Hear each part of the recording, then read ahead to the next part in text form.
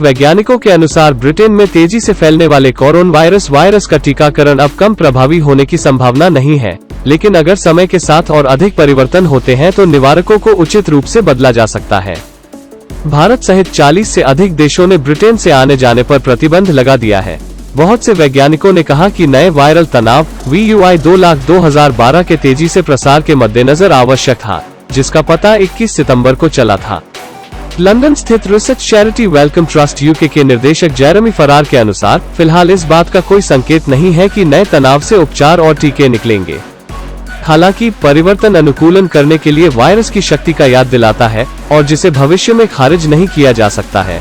फरार ने एक बयान में कहा, ट्रांसमिशन को कम करने के लिए तत्काल कार्य करना महत्वपूर्ण है।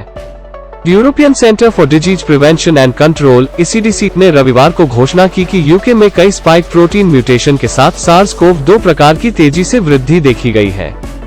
19 दिसंबर को UK द्वारा संचालित प्रारंभिक मॉडलिंग परिणामों से पता चलता है कि यह संस्करण पहले से चल रहे वेरिएंट की तुलना में काफी अधिक परिवर्तनीय है।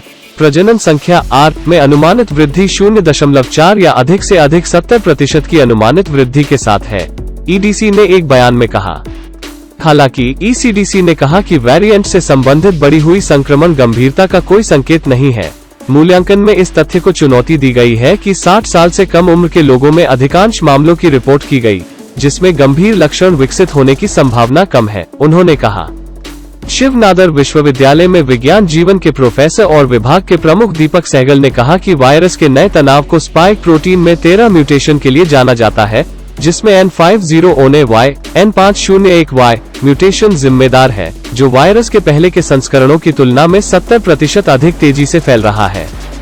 सहगल ने कहा कि नए वेरिएंट में स्पाइक प्रोटीन के म्यूटेशन हैं जो 3 प्रमुख टीकों को लक्षित कर रहे हैं। सहगल ने कहा, हालांकि टीके स्पाइक प्रोटीन में कई क्षेत्रों के खिलाफ एंटीबॉडी का उत्पादन करते हैं, इसलिए यह संभावना नहीं है कि एक भी परिवर्तन वैक्सीन को कम प्रभावी बना देगा। UK और ब्रिटेन से अस्थायी यात्रा प्रतिबंध का समर्थन किया। ECDC ने कहा कि पूरे ब्रिटेन में मामलों की अधिक व्यापक घटना के संकेत थे। कुछ मामलों को अन्य देशों में भी पता चला था। इटली ने बताया कि हाल ही में ब्रिटेन की यात्रा करने वाले एक नागरिक ने वायरस के नए तनाव के लिए सकारात्मक परीक्षण किया। सितंबर में पहली बार ब्रिटेन में नए तनाव का पता चला था। नवंबर में लंदन में लगभग 1/4 मामले नए संस्करण थे। यह दिसंबर के मध्य में लगभग 2/3 मामलों तक पहुंच जाता है। देखने के लिए धन्यवाद।